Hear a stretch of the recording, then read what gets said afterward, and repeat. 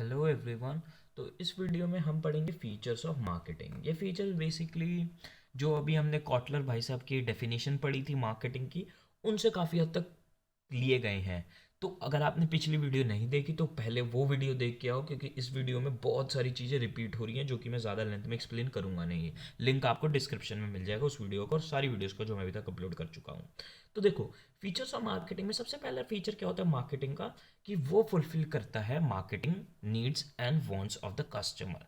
Needs और wants में मैं फ़र्क पहले भी बता चुका हूँ। नीड होती है चाहत और वांट होती है किसी स्पेसिफिक जो रिजल्ट आता है उस चाहत का। मतलब क्या है, नीड मेरी है गाड़ी की, मेरे को गाड़ी खरीदनी है। वांट मेरी हो सकती है नैनो, या फिर मेरी हो सकती है ऑडी और बीएमडब्ल्यू। तो ये नीड हुई आपकी चाहत और वांट हुई उससे निकली हुई स्पेसिफिक रिक्वायरमेंट। अगला पॉइंट है क्रिएट मार्केट ऑफरिंग। इसमें मैं पहली वीडियो की तरह पहले ही कह दूं, ऑफरिंग का मतलब मैं यहाँ पे ये नहीं कहना चाहता कि वो वाला ऑफर जो आप सोचते हो ऑफर की सस्ते में मिलना या फिर डिस्काउंटेड प्राइस में मिलना। ऑफर मतलब यहाँ पे मैं इंग्लिश डिक्शनरी वाला ऑफर कहना चाहता हूँ, कि मैं आपको कुछ ऑफर कर रहा हूँ और आप मुझको कुछ ऑफर कर रहे हो खरीदने या बेचने के लिए। तो यहाँ पे इस ये पॉइंट क्या कहता है कि एज अ मार्केटिंग आपको एक अच्छी मार्केट ऑफरिंग करनी है, कि आपको मार्केट में जाके अपना प्रोडक्ट एक अच्छे प्राइस पे ऑफर करना है जिससे कि बायर लालच में आ जाए या फिर बायर फटाफट से आपका प्रोडक्ट खरीद ले।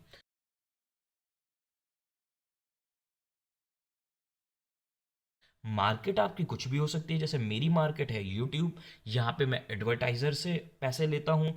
और आपके अगर बाइक वाले हो तो आपकी मार्केट हो सकती है आपकी शॉप। तो मार्केट में बेसिकली ऑफर करना जो कस्टमर के लिए एक काफ़ी ज़्यादा रीजनेबल हो, काफ़ी ज़्यादा कस्टमर के लिए फ़ायदेमंद हो। अगला पॉइंट है कस्टमर वैल्यू। इसमें क्या है कि कस्टमर को वैल्यू देना। यहाँ पे मैं आपको एक आउट ऑफ द सिलेबस एक फॉर्मूला बताता हूँ कस्टमर वैल्यू का, जो मैंने इंटरनेट से देखा था। मैं ये नहीं चाहता आप ये फॉर्मूला जाके चौड़ चौड़ में एग्जाम में लिखाओ, एग्जामिनर को नहीं समझ में आएगा, बट ये आपको कॉन्सेप्चुअली चीज़ें बहुत क्लियर कर देगा। कस्टमर वैल्यू का फॉर्मूला होता है बेनिफिट माइनस कॉस्ट। ये हम कस्टमर के पॉइंट ऑफ व्यू से देख रहे हैं। तो कस्टमर वैल्यू का फॉर्मूला, इसका मतलब क्या हुआ कि कस्टमर ने कितना उसे मिला और उसके अगेंस्ट उसने कितना पैसा भरा, वो होती है कस्टमर वैल्यू। जैसे उसे बेनिफिट मिला 5,000 का और उसने उसके अगेंस्ट हमें पैसा दिए 4,000 रुपये, तो इसको जो 1,000 रुपीज़ है वो हुई कस्टमर वैल्यू। देखो, इसमें मैं आपको एक चीज़ बताना चाहता हूँ कि कस्टमर वैल्यू बेसिकली, हम मेरे वर्ड्स को ध्यान से सुनना, मैं ये कहना चाहता हूँ कि कस्टमर को फील हुआ कि उसे ज़्यादा मिला एज अगेंस्ट जितना उसने पे किया। जो वर्ड है यहाँ फील हुआ, उसने एक्चुअल में उसे नहीं मिला ज़्यादा वैल्यू का, बट उसे फील हुआ कि उसने जितना प्राइस पे किया उसके अगेंस्ट, यानी उसने 4,000 रुपये पे किया, उसके अगेंस्ट उसे 5,000 की चीज़ मिली। ये कस्टमर वैल्यू का जो कॉन्सेप्ट है ये थोड़ा सेंटिमेंट्स पे बेस्ड है, ये थोड़ा इमोशन पे बेस्ड है। तो कस्टमर को हम वैल्यूएबल फील करें, कस्टमर को लगे कि हाँ यार मेरी इज्जत है, ये यहाँ पे मैं एक नॉर्मल कस्टमर की तरह नहीं हूँ कि मैंने प्रोडक्ट खरीद लिया, यहाँ पे मेरी इज्जत है। तो इसका मैं आपको एक और एग्जांपल देता हूँ जो बहुत इंटरेस्टिंग एग्जाम्पल है। बेसिकली मैं एक बंदे की वीडियो देख रहा था, वो बता रहा था कि कैसे अच्छे ब्रांड बनाए जाते हैं। तो उसने एक बंदे का एक ब्रांड का एग्जाम्पल दिया जिससे वो बियर खरीदता है हमेशा। तो उसने एक स्टोरी बताई। वो कहता कि मेरे को रात को बियर चाहिए थी, मेरा एकदम मन किया बियर पीने का, मैं उसके वर्ड्स बता रहा हूँ। तो उसका एकदम मन किया बियर पीने का, तो अब उसे कहीं बियर अवेलेबल मिली नहीं। तो उसने बेसिकली क्या किया, ट्विटर पे जाके उस ब्रांड को ट्वीट किया कि I want to grab a beer but it isn't available any. तो बड़ी बात ये हुई कि उस ब्रांड ने ट्वीट बैक किया और उस ब्रांड ने उसे रिप्लाई किया, स्पेसिफिकली उस बंदे को रिप्लाई किया कि you can come at a place, और अपना एड्रेस मेंशन किया, and we will love to grab a beer with you. तो उसने उस बंदे को कितना अच्छा फील हुआ कि यार मेरे को उस ब्रांड ने स्पेसिफिक अटेंशन दी, मेरे को ट्विटर पर रिप्लाई किया, ट्वीट बैक किया। तो बेसिकली क्या हुआ, उसने कस्टमर वैल्यू जनरेट करी उस ब्रांड ने, कि कस्टमर ने प्राइस तो उतना ही पे किया बियर का और उसमें कंपनी को प्रॉफिट भी मिल रहा है, बट उसके अगेंस्ट कस्टमर को लगा कि हाँ यार मेरे को कितना ज़्यादा रिटर्न अच्छी मिली। तो यहाँ पे बात हो रही है सेंटिमेंट्स की rather देन की जो एक्चुअल प्राइस उसने उसे मिला है। अब यहाँ पे एक कॉमन क्वेश्चन जो हमेशा आता है मेरे पास स्टूडेंट से, कि यार अगर कस्टमर को हमने बेनिफिट दे दिया, जितना अमाउंट पे किया है उसके अगेंस्ट, मतलब क्या कस्टमर को हमने 5,000 की चीज़ दे दी और उससे पैसे लिए 4,000, तो क्या हमें लॉस नहीं हुआ एज अ कंपनी? मैं अगेन यहाँ पे वही पॉइंट रिपीट करूंगा कि हम यहाँ बात फील कर रहे हैं, हमने बस कस्टमर को फील कराया कि उसे 5,000 की चीज़ मिली है, ऑल्दो उसे मिली 3,500 या 3,000 की चीज़ है और हमें उसमें प्रॉफिट भी मिला है। और लास्ट पॉइंट यहाँ पे आता है फीचर्स ऑफ मार्केटिंग में, एक्सचेंज मैकेनिज्म। इसमें ये पॉइंट क्या कहता है, ऑल्दो मैं सच्ची बताऊं मुझे पॉइंट थोड़ा लेम लगता है, मुझे इतना मज़ेदार नहीं लगता है पॉइंट।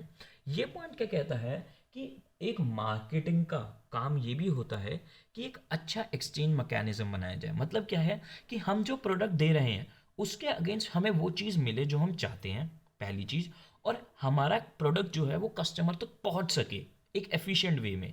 अब पहुंचने का मतलब क्या है, वो हम आगे पढ़ेंगे। One level marketing, one level distribution channel होते हैं, जीरो लेवल होते हैं, टू लेवल, थ्री लेवल, आपको नहीं पता तो ऑब्वियस सी बात है, वो अगले वीडियोस में पढ़ेंगे। बट एक्सचेंज मैकेनिज्म क्या होता है कि हमारा जो प्रोडक्ट है वो कस्टमर तक पहुंच जाए और हमें वो चीज़ जो हमें चाहिए उसके बदले में वो मिल जाए। For the most part 99% cases में हम बार्टर सिस्टम में तो जीते नहीं, हमें कस्टमर को प्रोडक्ट के बदले हमें बस पैसा चाहिए होता है।